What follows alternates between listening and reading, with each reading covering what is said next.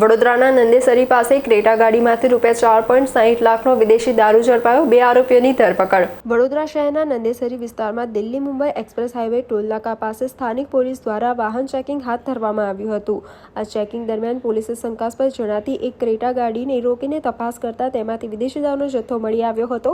પોલીસે ઘટના સ્થળેથી દારૂ અને કાર સહિત આશરે ₹4,60,000નો મુદ્દામાલ જપ્ત કર્યો હતો। આ મામલે નંદેસરી પોલીસ સ્ટેશનમાં પ્રોહિબિશન એક્ટ હેઠળ ગુનો દાખલ કરી 2 આરોપીઓની ધરપકડ કરવામાં આવી છે। પોલીસે બંને આરોપીઓ સામે આગળની કાયદેસરની કાર્યવાહી હાથ ધરી છે। વડોદરા શહેરના નંદેસરી પોલીસ સ્ટેશન વિસ્તારના હાઈવે ઉપર સ્થાનિક પોલીસ જ્યારે વાહન ચેકિંગ કરી રહી હતી એ દરમિયાન દિલ્હી મુંબઈ ભારતમાલા એક્સપ્રેસ છે એના ટોલ નાકા પાસે સ્થાનિક પોલીસ દ્વારા વાહન ચેકિંગ દરમિયાન એક ક્રેટા ગાડી જે છે શંકાસ્પદ એને ઊભી રાખવામાં આવી અને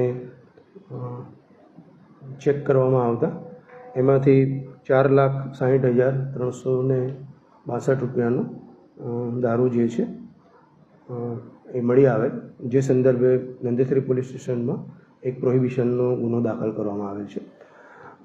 ક્રેટા ગાડીમાંથી બંને જે ઈસમો છે એની સઘન પૂછપરછ કરતા એક ઈસમ નામે સંજયભાઈ ચુડાસમા અને બીજા છે વિક્રમભાઈ ધાપા, બંને મૂળ તળાજા ભાવનગરના છે અને તેમની પૂછપરછ કરતાં તેઓ સુરતના કોઈ સલીમ અહેમદ બુટલેગર છે એની પાસેથી દારૂ લાવ્યા એની હકીકત મળેલ છે, જે સંદર્ભે નંદેસરી પોલીસ સ્ટેશને બંનેની ધોરણસર અટક કરી રિમાન્ડ મેળવતા આવતીકાલના તારીખ 20/8/16 સુધીના રિમાન્ડ મળેલ છે।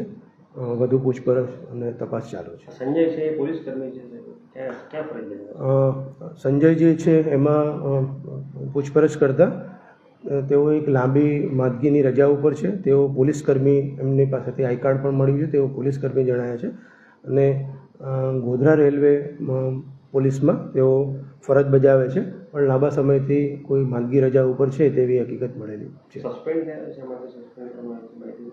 ના, તેઓ અત્યારે હાલ એ માંદગીની રજા ઉપર છે। પૂછપરછ દરમિયાન એમની પોલીસ તરીકેની ઓળખ થતાં એમના વિભાગીય વડાને આ બાબતે સ્થાનિક પોલીસે જાણ કરી છે।